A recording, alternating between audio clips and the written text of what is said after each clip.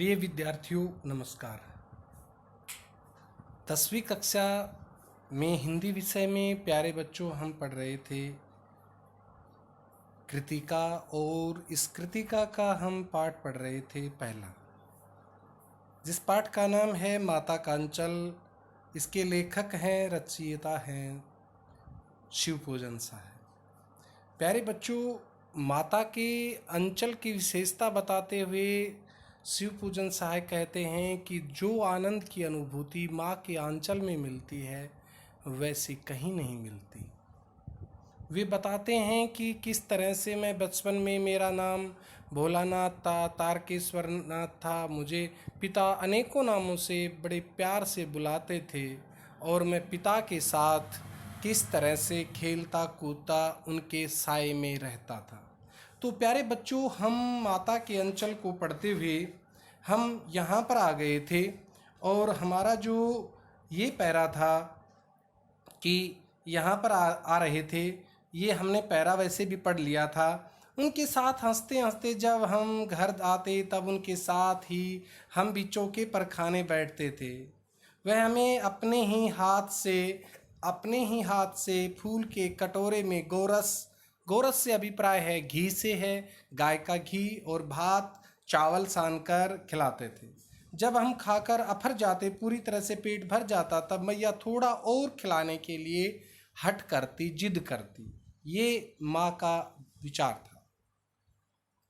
वह बाबूजी से कहने लगती, आप तो 4-4 दाने के कोर बच्चे के मुंह में देते जाते हैं, छोटे छोटे टुकड़े। इनसे वह थोड़ा खाने पर भी समझ लेता है कि बहुत खा गए। आप खिलाने के ढंग नहीं जानते। बच्चे को बरमुकोर पूरे ग्रास से खिलाना चाहिए, बड़े बड़े ग्रास से खिलाना चाहिए, माँ का विचार था। यहाँ पर प्रश्न बनता है कि माँ ने बच्चे को खिलाने के बारे में किस तरह से अपने विचार दिए तथा बच्चे ने किस तरह से खाना खाया। देखिए, यहाँ से एक प्रश्न इंपॉर्टेंट आपके लिए बनता है।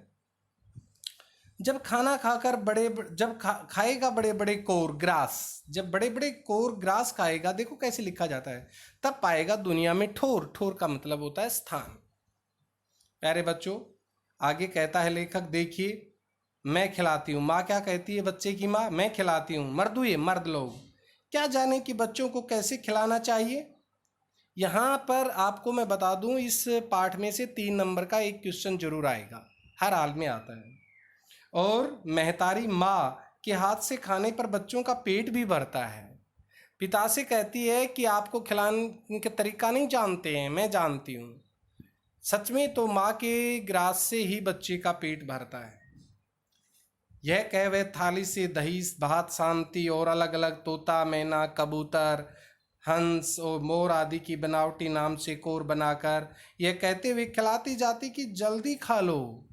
ये था माँ के खिलाने का तरीका, जल्दी खा लो। थाली के अंदर चावल के ही मोर, कबूतर, मैना, तोता बनाती थी, नहीं तो उड़ जाएंगे, पर हम उन्हें इतनी जल्दी उड़ा जाते कि उन्हें उड़ने का मौका ही नहीं मिलता था, इतनी जल्दी हम खा जाते थे।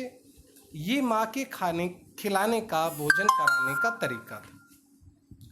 प्रिय विद्यार्थियों, आगे पढ़ते हैं कृतिका में। जब हम सब बनावटी चिड़ियों को चट कर जाते, तब बाबूजी कहने लगते, अच्छा अब तुम राजा हो जाओ, खेलो। ये है देहाती दुनिया का पाठ। बस हम उठकर उछलने कूदने लगते थे, फिर रस्सी से बंधा हुआ काठ का घोड़ा लेकर नंग धड़ंग बाहर गली में निकल जाते थे। उस समय ऐसा परिवेश वातावरण था, लेखक ने बताया। जब कभी मैया हमें अचानक पकड़ पाती, तब हमारे लाख छटपटाने पर भी एक चुल्लू कड़वा तेल, सरसों का तेल हमारे सिर पर डाल ही देती थी, हमारे सिर पर लगा ही देती थी। हम रोने लगते और बाबूजी उस पर बिगड़ खड़े होते। जबरदस्ती से तेल लगाती थी तो हम रोने लग जाते थे, पर वह हमारे सिर से तेल बोत कर पूरी तरह से लगाकर हमें उबट कर ही छोड़ती थी। फिर हमारी नाभि और लिलार, मस्तक में काजल की बिंदी लगाकर चोटी गूंथती और उसमें फूलदार लट्टू बांधकर रंगीन कुर्ता टोपी पहना देती थी। ये थी परंपरागत पहले किस तरह से छोटे बच्चों की दुनिया किस तरह से खेलते थे। हम रोने लगते, बाबूजी उस पर, हाँ, तब बिंदी लगाकर चोटी गूंथती और उसमें फूलदार लट्टू बांधकर रंगीन कुर्ता टोपी पहना देती थी। हम खासे कन्हैया श्री कृष्ण, यहाँ पर श्री कृष्ण का चर्चा हुई है। जब माँ पूरी तरह से तैयार कर देती थी तो कन्हैया बनकर बाबूजी की गोद में सिसकते सिसकते बाहर आते थे। बाहर आते ही हमारी बाट जोहने वाले, इंतजार करने वालों बालकों का एक झुंड मिल जाता। हम उस खेल के साथियों को देखते ही सिसकना भूलकर बाबूजी की गोद में उतर पड़ते और हमने हमजोलियों के दल में मिलकर तमाशे करने लग जाते थे। तमाशे भी ऐसे वैसे नहीं, तरह तरह की नाटक। क्या नाटक? यहाँ पर देखो प्यारे बच्चों, प्रश्न बनता है कि लेखक के खेल और खेलने की सामग्री से आज की खेल और खेलने की सामग्री किस प्रकार भिन्न है।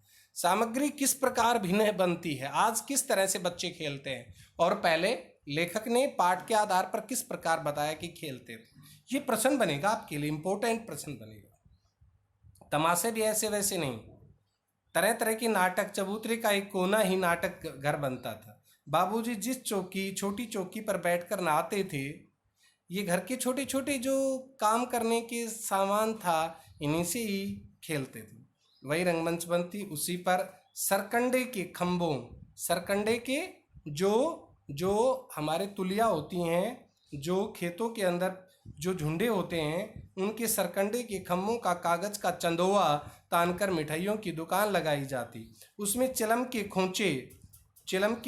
खोंचे पर कपड़े के दालों से ढेले के लड्डू, पत्तों की पूरी कचौरियाँ, गिल्ली मिट्टी की जलेबियाँ, फूटे घड़े के टुकड़ों के पतासे आदि मिठाइयाँ सजाई जाती थी।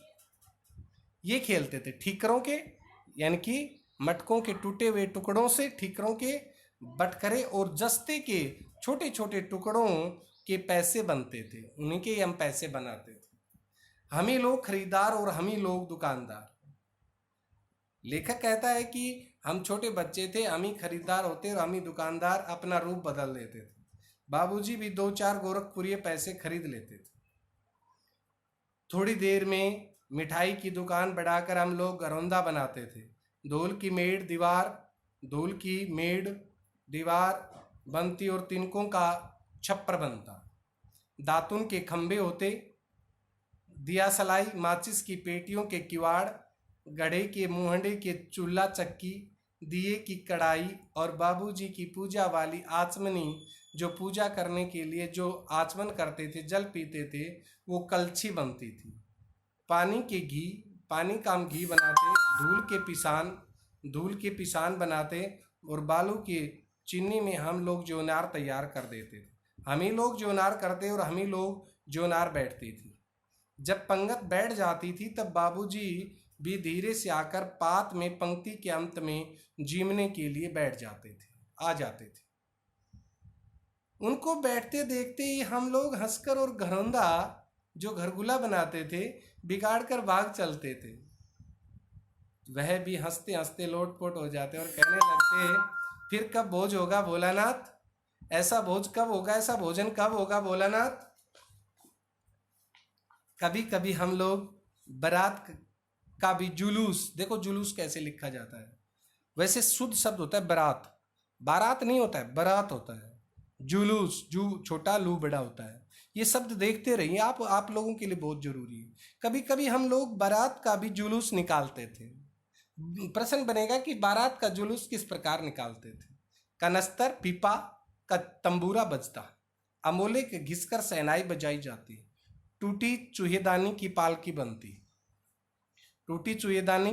बनती। हम समधी बनकर बकरे पर चढ़ लेते और चबूतरे के एक कोने से चलकर बारात दूसरे कोने में जाकर दरवाजे लगती थी।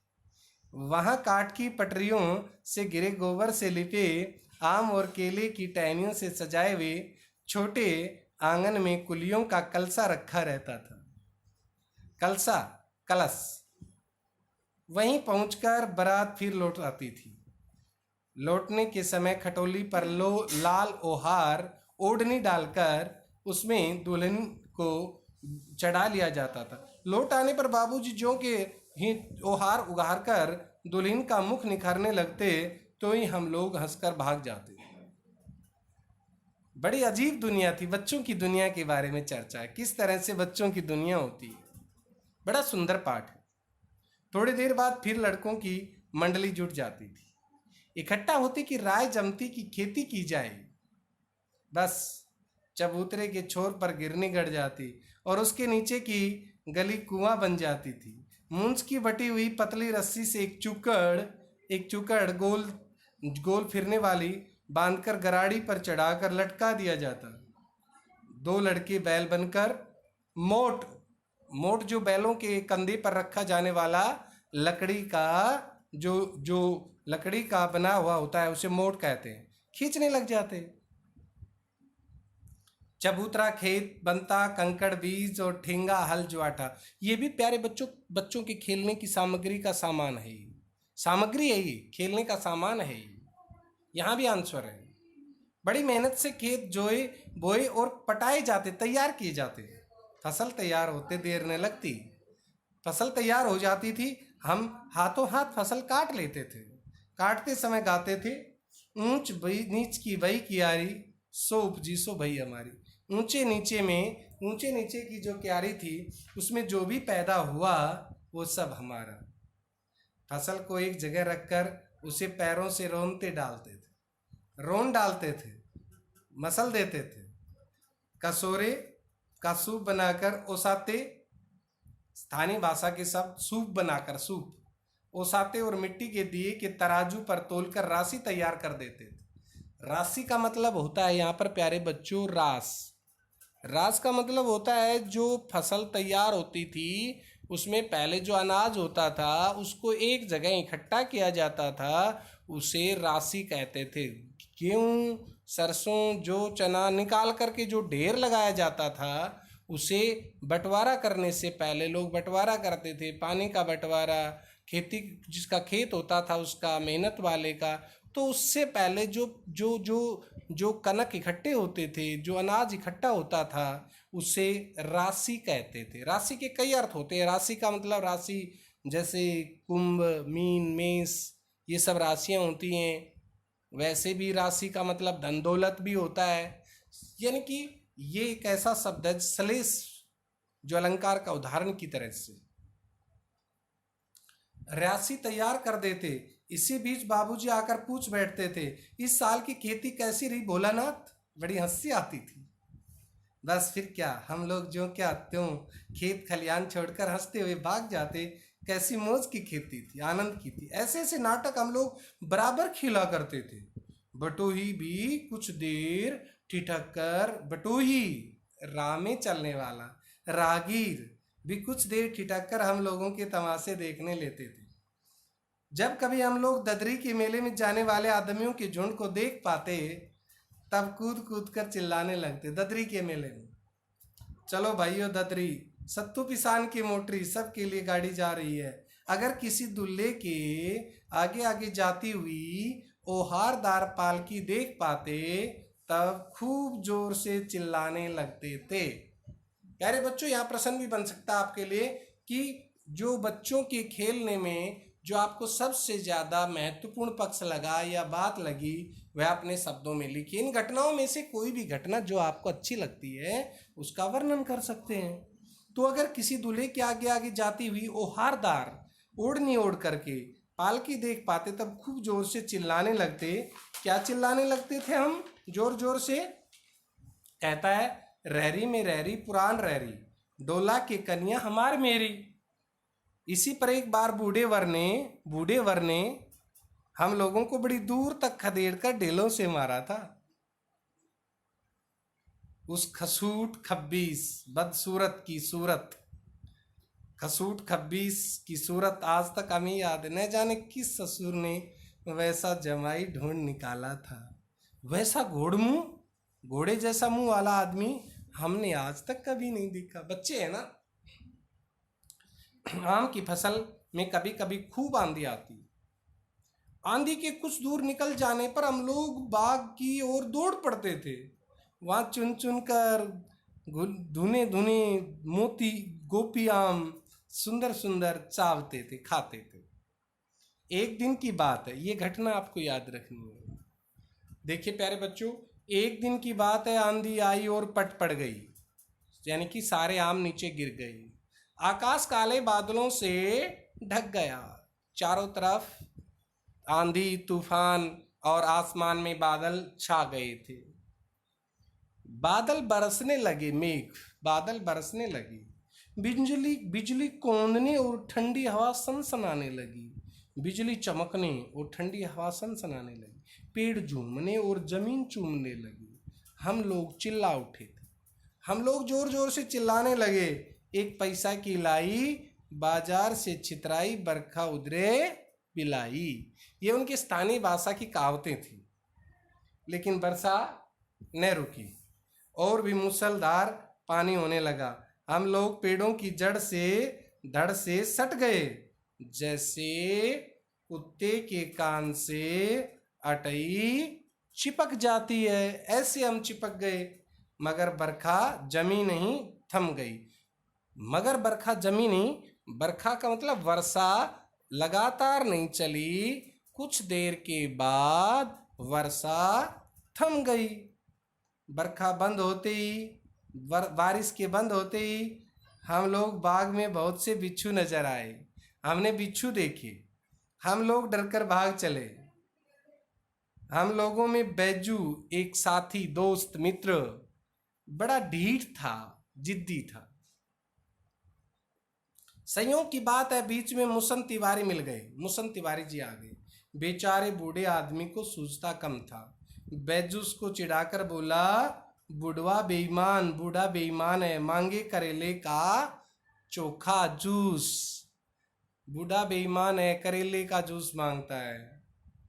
हम लोगों ने भी बैजू के सुर में सुर मिलाकर यही चिल्लाना शुरू किया। बच्चे होते हैं ना, बच्चे तो नादान होते हैं, उनको नहीं पता है भले बुरे का, उनको नहीं पता है अच्छे बुरे का। मुसन तिवारी बेतासा खदेड़ा, हम लोग तो बस अपने अपने घर की ओर आंधी से हो चले। आंधी एकदम तूफान की तरह दौड़ते हुए, उड़ते हुए अपने घर की तरफ चल पड़े। तो प्यारे बच्चों, ये था हमारा पाठ कृतिका का पहला पाठ, और हमने यहाँ तक आपको पढ़ा दिया है 6 पेज तक।